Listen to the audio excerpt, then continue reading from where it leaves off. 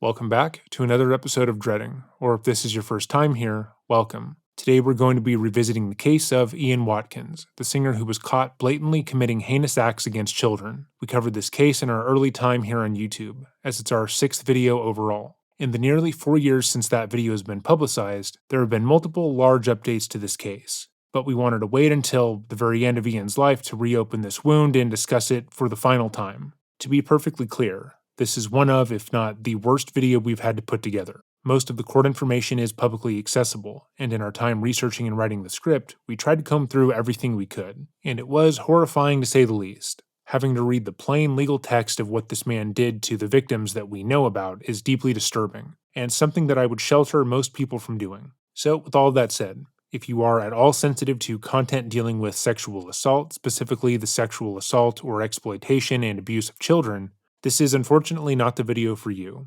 I recommend you pause the video now and find any other video on this site that better suits your tastes. This warning is only as effective as you allow it to be, because I can't make that decision for you. So there's no way that this video will be monetized, both because of the content herein and the fact that most of the footage of Ian will be claimed by other entities. So if you think that you are supporting us by forcing yourself to engage in the content, you're not. If this is where you leave the video, then I hope you have a wonderful day, and if we don't see you again, I hope you have a wonderful rest of the year. But as always, if there is a case you would like to see us cover or a story you want to bring more attention to, let us know by emailing me at dreading.official@gmail.com. We're still consistently going through our inbox, reading your suggestions, and adding them to our list of stories to cover. Be aware, we are only 2 people, so it might take us a while to get to your suggestion, but we are trying. So, with all of that said, let us begin.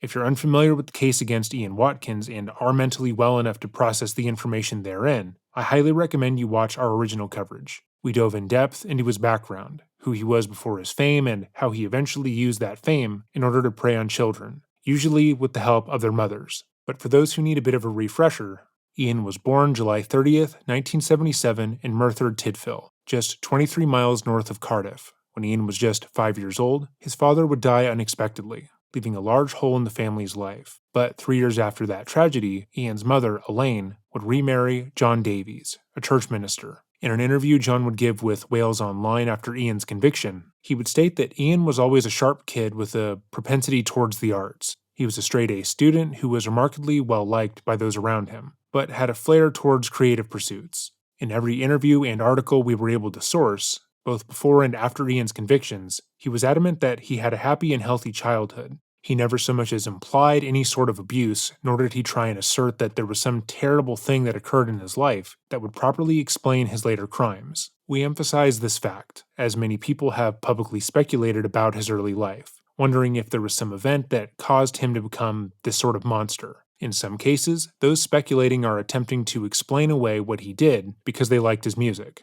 They feel bad about continuing to support lost profits, and want to find a way in which Ian, the perpetrator, was really the biggest victim in the situation. They theorize that if he was a victim of abuse, then he wasn't equipped to break the cycle, and then hurt children and babies because of that. It's an explanation that provides a certain emotional distance, a way to say he was broken before this ever began. It doesn't excuse what he did, but it allows people to continue to support the art while condemning the artist, to keep the two worlds separate. However, the vast majority of people who speculate on this fact are simply people looking to try and make sense of what happened. What Ian would go on to do is so deeply disturbing that most people simply can't fathom it. The idea that someone from a normal background, who did well in school and was widely liked, would be capable of such depravity is horrifying, as it means that truly anyone is capable of these crimes. That realization tends to terrify people, and rightfully so. It undermines our belief that we can recognize danger before it strikes, that we can predict who is capable of unthinkable acts. But the reality is that, if that were actually true, crime would be nearly non-existent. A predator can look like anyone, and oftentimes they look like the well-liked family man who is constantly volunteering his time at local shelters, or the woman who goes out of her way to help those in her community. These are people who blend in with society, that people often feel fondly for, because they use that social currency to their advantage, and by all accounts, that was Ian. According to multiple interviews Ian would give throughout his early career in music, he gravitated heavily towards alternative rock, enjoying their ability to push the artistic envelope, so to speak. He saw frontmen like Chuck Mosley and Anthony Kiedis, and was deeply inspired to try and start his own band. He would start and then leave multiple bands when he was a teen, until finally creating what would become Lost Prophets in 1997. The intricacies and minutiae of how the band became successful is largely unimportant here, but needless to say, they became widely popular. His bandmates would state that for the first few years, Ian was the model frontman. He was a creative force, constantly pushing them to try new things and interacting with their fans in a respectable manner. But in 2006, that all apparently changed. According to those closest to him, Ian would begin to use hard drugs. When they toured, their fans treated them like gods, offering them anything under the sun, and the more Ian partook, the worse he became. The statements of all the bandmates on Ian's actions vary wildly, as they all maintained they had no idea what he was doing and what was going on, and had no way of knowing he had begun abusing the minors in their audience. They claimed that by the time the sexual abuse started to take place, he isolated himself from the rest of the band, demanding his own green room and spending any free time away from them. All they knew was that Ian had a pretty apparent drug problem, and they repeatedly attempted to get him help for it. Usually after a tour, but before working on their next album, the band would stage an intervention, telling Ian that if he didn't clean up his act, they would have to kick him out of the band.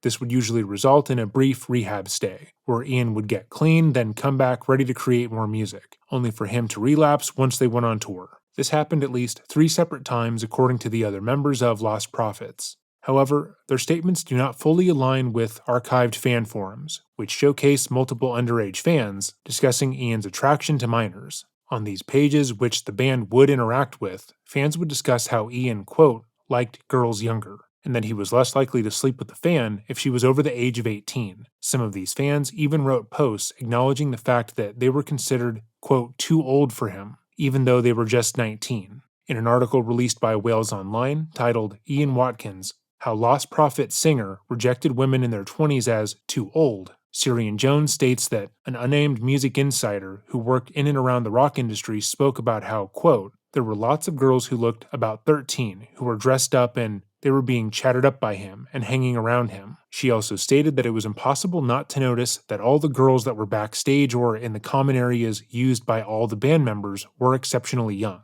The woman would draw attention to how young the girls appeared to be, and how nobody besides her seemed to give a shit. Before we go further, it's important to note how Ian preying on the band's minor fans is an obvious issue, as we received over 100 emails since the publication of our first video alleging that these minors obviously consented. These 13-year-old girls were fans of Ian. They went to his show, so they were able to consent. But that is far and away from the obvious truth. Firstly, a 13-year-old cannot consent. Even if they seem mature or wise beyond their years, they are still 13. Their brain has not developed to the point where they can make meaningful decisions for themselves, because they can't understand the consequences of their actions. It's the same reason why children who commit crimes are treated differently than adults who do.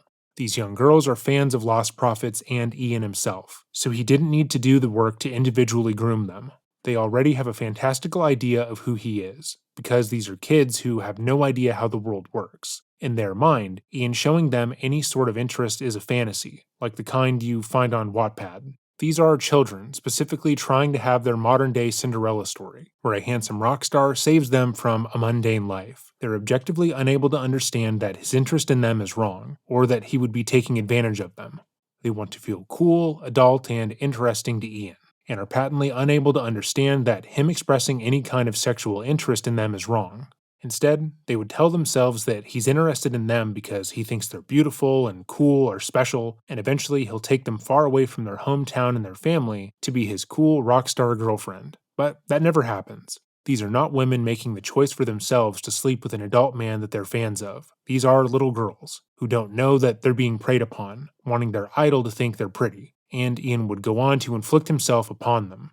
The first documented instance of Ian's crime would be recorded in October 2006. Ian had begun speaking to a 16-year-old fan online. He would ask the girl if she was a virgin, to which she said she was. Watkins then requested that she meet up with him while he was on tour, and told her that, when they meet up, she should wear a schoolgirl uniform. Ian then brought her to a hotel, where he taped the entire ordeal, repeatedly commenting during that she was, quote, his underage slut, unquote.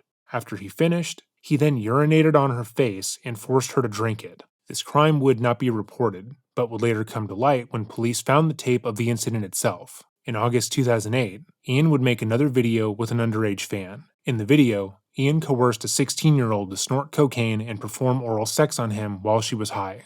Just a year after Watkins' sexual abuse seemed to begin, it would be reported to the police by his ex-girlfriend, Joanne Gidelix. Joanne first met Ian in the mid-2000s, during the height of Lost Prophets fame. She was a fan who unexpectedly connected with Watkins online. Joanne and Ian quickly connected over music and their shared drug use, and began a loose and somewhat open romantic relationship. Oftentimes, when he was in the area, they would meet up, take drugs, and have sex with each other. He'd bring her to shows and call her his girlfriend sometimes, but both understood that, as a rock star, it made little sense for him to settle down, as it were. Joanne had worked as a call girl before, and had been backstage for multiple bands, but like the anonymous music reviewer, she too found the presence of young girls backstage to be alarming. It was obvious to her that the majority of these girls were younger than anyone would say, but figured that maybe Lost Prophets fans just skewed younger than other bands she had seen. In her mind, if there was an issue, someone would have called it out. There were countless people working on their tours, people who worked for labels, who were professionals. Surely they were the ones who would see what was going on and step in, but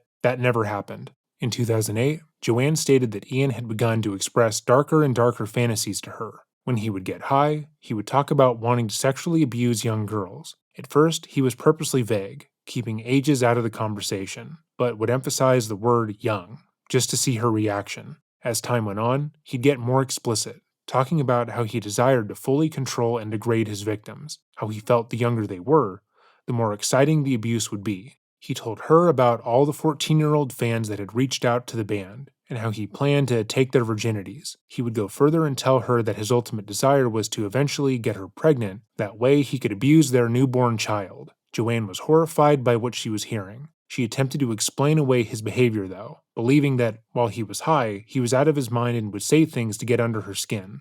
When she confronted him about his statements when he was sober, he gaslit her, denying that he had ever said anything about abusing children. Later on, he would produce a document written by his lawyers, stating that Joanne had repeatedly lied about him abusing minors. He forced her to sign it under duress, and then, according to the legal paperwork, paid her $2,000 for escort services. It wasn't until Ian told her that he had already slept with and abused multiple underage fans that she realized just how real his statements had been. He sent her a photo of a young fan who was visibly underage, naked, and with drugs on her body, and at that point, she jumped into action. She went to the police to put in a report about his actions. She told them everything, and showed them the photo and repeated that he had directly confessed about sexually abusing minors in texts and emails. Those texts also contained Ian boasting about how even if Joanne were to report him to law enforcement, or if any of his child victims were to come out against him, nothing would happen since he had the same lawyer as P. Diddy. Some lawyers specialize in digging up dirt on victims, destroying their standing in the eyes of the public, and drawing out legal proceedings until they are eventually dropped. So Ian felt untouchable, and to a certain degree, he was, because nothing came from her complaint.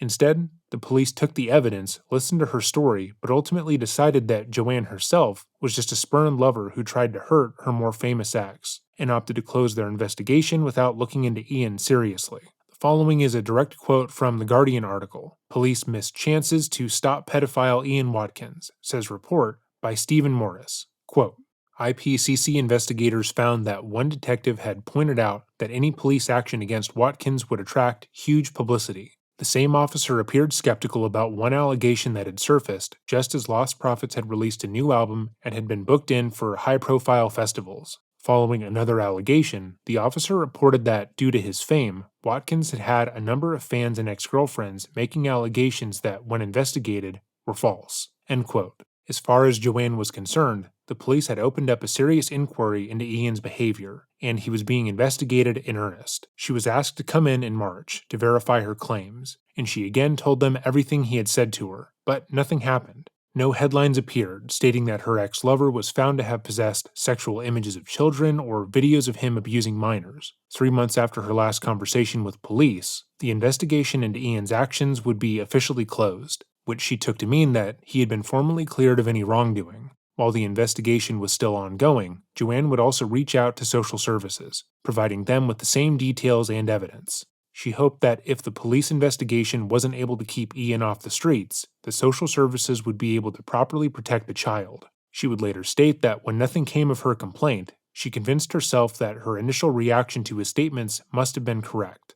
Ian wasn't really a pedophile. Rather, he had lied about his crimes when speaking to her, and had only confessed to such depraved acts because he was so high. She felt bad, like she had wasted police time and resources over a false act, without knowing that they had barely looked into her statements. The duo would reconnect, with Joanne now convinced of his innocence, but Ian had not changed. When Joanne informed him that she had spoken to the police and the investigation had been closed, Ian felt even more untouchable. He had ultimately given her everything she needed to take him down: images, confessions, direct evidence of his depravity, and it still didn't matter. The police wrote it off as simply being fake, and he was allowed to continue hurting children around the world. There was nothing he couldn't do. One night, he would bring Joanne to his hotel room. He would show her a video that was on his laptop. The video was him sexually assaulting a child that looked to be below the age of 10. She would recall that he smirked while he showed her the video, clearly enjoying her horrified reaction as she realized that everything she had told the police had been right. He had gotten away with sexually abusing children even while under investigation, and somehow, he'd made it seem like she was the one at fault. In an interview she would give to BBC Wales, Joanne would state that she felt powerless to stop Ian at that point.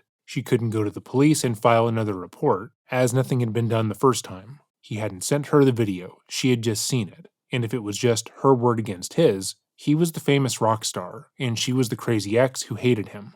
But even though Joanne didn't file another report, someone else did. This person's identity has remained hidden. However, they would allege that they had seen evidence of Ian harming children. This report came with screenshots and other forms of evidence, showing Ian talking about preying upon minors, but again, it was dismissed as being, quote, personal drama, unquote. At that point, Joanne felt as if it were up to her to stop Ian. She thought the authorities had acted on her information, but Ian had simply hidden the evidence of his crimes after. Because of that, it was up to her to get concrete evidence against him, no matter the personal cost. So she kept in contact with him, and tried her best to seem okay with his predation upon minors. While he was away in LA, recording Lost Prophet's next album, he regularly texted Joanne updates about what he was up to. One of these updates included him telling her that he had begun repeatedly sexually assaulting a 5-year-old. He said that this child was the daughter of one of his, quote, junkie fans, unquote, and they loved him so much they didn't care what he did to their child. He then sent Joanne multiple images of the child. Joanne would then contact the police once again, feeling as if she had gotten enough information to prove that Ian was a predator. But when she was referred to the same officer as her previous complaint, she realized that they weren't taking her statement seriously. She urged them to look at the pictures and the texts on her phone, as well as the emails he had sent her, but she was largely ignored. She then contacted social services, hoping that they could keep the child safe, but it was only after she decided to get into contact with the child's father that she realized how incompetent they were. Despite what social services had told her, the father had not been informed of the investigation and was largely unaware of anything having happened to his daughter at all. He then made his own report to the police, but claims that he was told not to pursue it. When he began to ask why, they said that social services had, quote, looked into it, and they were satisfied that his daughter was safe. Moving any official investigation forward would just, quote, hurt Ian's career, unquote, and in their opinion, it simply wasn't worth it. Yeah, because Lost Prophets is just so important. Oh, First Train Home was just so good. Oh, blessed be, poor Ian and his fucking useless bandmates just standing there doing nothing. Okay, Joanne would go on to report Ian at least 2 more times, but each time her complaints were written off without being looked into. But in 2012, his luck would finally run out. No, Joanne and other complaints weren't fully believed or taken seriously. Instead, the police began to investigate Ian for his drug use. In September 2012, 4 years after the first official complaint into Ian's predation of minors, South Wales police executed a drugs warrant at Watkins' home in Pontypridd. Among the items seized during the raid were several laptops, hard drives, and mobile devices, all of which were encrypted and password protected. When investigators began examining them, they realized that the data contained more than evidence of drug use. Buried within were chat logs, files, and digital communications, pointing toward far more serious offenses. So that's what it takes. We got this guy because of his little ciggy. Ian had a little smoky. That's what it was. Oh no, he'd better start changing those ways. Oh, I hate this fucking case. This is so fucking ridiculous. Okay, but anyhow, offenses they had apparently spent years passively denying to every person who came forward about them. Once forensic analysis decrypted the material, having found that the password to Ian's devices was megalols, oh good lord, was one of the other passwords RARXD or something? Like, come on. The scope of Watkins' depravity became undeniable. Police discovered evidence of him coordinating illegal acts, communicating with accomplices, and discussing acts that left no room for misinterpretation. Ian was arrested on December 19, 2012, and charged later that day. The list of offenses was extensive, and although the most severe details would not be revealed publicly for months, investigators quickly realized they had uncovered one of the most disturbing criminal cases in recent British history. During his interviews, Watkins denied any wrongdoing, claiming that the incriminating conversations were just fantasy or part of his quote, rockstar persona. But as the detailed forensics team continued their work, the volume of corroborating evidence made his denials increasingly implausible.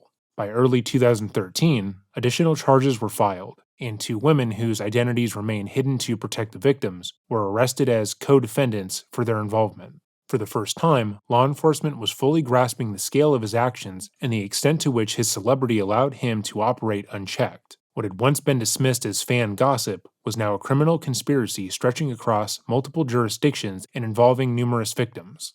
When the case reached Cardiff Crown Court in November 2013, Watkins initially maintained his innocence, but as the prosecution prepared to present a mountain of digital evidence, including messages, videos, and testimony from those directly involved, he abruptly changed his plea. On November 25, 2013, he pleaded guilty to 11 charges, including attempted rape, sexual assault, and possession of indecent material. His co-defendants also pleaded guilty to related crimes. On December 18, 2013, Ian was sentenced to 29 years in prison with an additional 6 years of extended license, ensuring that he would remain under strict supervision for decades even after release. Joanne came forward in the press to discuss how she had put in a number of complaints against Ian, showing his abuse and how she hadn't been taken seriously. And in response, she was then charged in 2014 with possession and distribution of images of children. Now that the police were taking her claims seriously, they seemed to blame Joanne for not working harder to get their attention. For the prosecution, it didn't seem to matter that she repeatedly tried to report his crimes to anyone who would listen. All that mattered was the fact that she had indecent images of children on her devices, which they alleged were there for her own gratification. The prosecution and the police's smear campaign against Joanne would backfire, and when she was found not guilty, an independent police complaints commission investigation was started to look into why every complaint against Ian had been overlooked. For those wanting a more comprehensive recounting of the case, along with Joanne's trial and the subsequent investigation into the police's failing, a link will be left to our original video in the description box down below. When Ian Watkins entered prison in late 2013, he was one of the most reviled figures in the United Kingdom. His crimes had garnered so much outrage that even within the prison system, a place already familiar with murderers, abusers, and lifelong offenders, Watkins stood out as uniquely despised. After sentencing, Ian would be transferred to HM Prison, Wakefield, also known as Monster Mansion. Wakefield has housed some of Britain's most dangerous criminals, but even amongst them, Watkins was viewed as particularly loathsome. In his first months at Wakefield, Ian was placed under what is known as Rule 45 protection. In essence, it's the type of segregation intended to keep vulnerable prisoners, including high-profile offenders, away from the general population. Within days of arrival, word spread of who he was, and several inmates reportedly made threats against him. The prison staff kept him mostly in solitary or small unit confinement, limiting his contact with others due to risk of assault. After a year, Ian would be transferred to HM Prison, Long Lartin, to be closer to his mother, who had undergone a kidney transplant. Wakefield is a Category A prison, meaning that they are the highest security facilities in Britain. Prisoners housed there are considered the most dangerous in the country. Terrorists, serial murderers, organized crime leaders, and offenders whose escape would provoke national outrage or immediate danger to life. Everything about these institutions is engineered for maximum containment. The walls are higher, the corridors narrower, and the staff more numerous and heavily trained. Long Lartin, by contrast, is a Category B prison, meaning that it's a less controlled facility overall. Many felt the transfer was a sign of special treatment, and that he was being inappropriately catered to by prison staff. At some point, Watkins would then be transferred back to Wakefield, but when this took place is hard to pin down. Some sources indicate that he was transferred back in 2018. However, multiple articles from 2015, 16, and 17 state that he was in Wakefield Prison. In 2017, an anonymous woman would come forward about how she had seen Watkins in prison with multiple young women, According to an interview she gave with The Sun, she alleged that in the 6 months she had spent visiting the facility, he had 3 different young goth girls visit him. Reportedly, these visits were romantic in nature, as she witnessed them kissing and holding hands. People speculated that while incarcerated, Ian was still engaging with a number of his fans, with rumors spreading that he regularly had a cell phone that he used to talk to them. This worried the public, as he had groomed 2 separate women into allowing him to assault their young children, and could be very well carrying on doing so behind bars. Later that year, that suspicion was proven correct. In 2015, Ian would begin exchanging letters with a young fan. This woman reportedly began listening to Lost Prophets when she was 16, and began writing him when she was 19. Notably, she was a young mother. Motherfucker, god damn. So this guy is in a cage and he's still somehow doing this.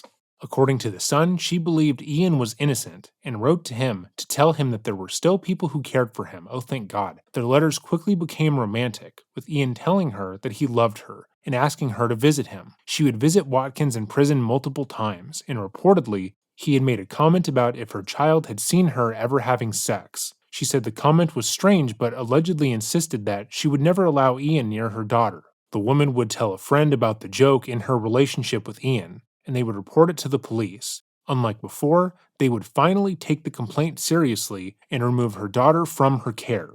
Whether the woman was affected by this is hard to say, as she went to visit Ian again the following month. This time she had brought a diamond ring with her to the visit, which Ian suggested she use as an engagement ring. In March of 2018, Watkins would be found with a small mobile phone in his fucking ass, in his anus. Ian would tell the prison authorities that the phone wasn't his. What the fuck? No, I slipped and fell, okay? Get off my back. But whose phone would it be? He claimed that 2 inmates had forced him to hold on to the phone for them, so they could contact some of his fans and get money from them. Notably, Watkins refused to name the men who forced him to do this, and then the phone's charger would be found in his cell. Despite Ian's statements that the phone wasn't his, the prison began investigating claims that Ian had smuggled a phone into prison after a woman he had been talking to informed them that he had called her from a new number. The woman had been in a relationship with Ian in 2012 and had only recently gotten back into contact with him. They reconnected through phone calls, letters, and legitimate prison emails. However, she became suspicious of Ian when she had received a text in March of 2018 from a number she did not recognize, which just said, "Hi Gabriella, Ella, A. She then called the number confirming it was Watkins on a contraband phone. This ultimately resulted in Ian being given a further 10 months in prison on top of his nearly 3-decade sentence. On August 5th, 2023, Ian was attacked by 3 inmates. According to the book Inside Wakefield Prison, Life Behind Bars in the Monster Mansion by Jonathan Levy and Emma French, Ian had taken around 150 pounds worth of drugs off of another inmate. However, because it was Ian, he was told that he owed around 900 pounds. Ian was the wealthy celebrity musician after all, who often bragged about how he had fans who were willing to send him money if he so much as asked. But Ian rejected this. In his time in prison, he had depleted most of his finances, both on drugs and on paying for protection from other inmates. When he refused to pay the debt, he was taken hostage by 3 inmates. He was beaten and stabbed with a sharpened toothbrush over the span of 7 hours. None of the injuries were life-threatening, but just meant to send a message. In a letter Ian would send to another female fan from prison, he would allege that this attack left him with a brain bleed as well as permanent spinal nerve damage. We have not been able to verify those claims, which leads us to believe that he's being dishonest. But last month, Ian's infliction of himself onto the world would finally come to an end. On October 11th, 2025, Ian Watkins would be killed by 2 of his fellow inmates, Rashid Goodell and Samuel Dodsworth.